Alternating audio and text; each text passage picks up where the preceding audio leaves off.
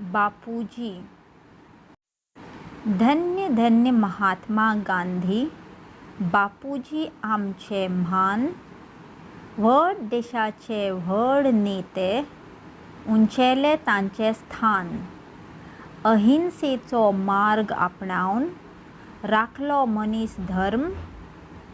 एकूच विचार आसलो तांचो, करात बरें कर्म. व्हड देशाचे व्हड नेते. विशाल तांचें मन. एकचारांचें रोयलें रोंप. देखलें एक सपन. शांतताये दूत जावन रचलें एक कवन.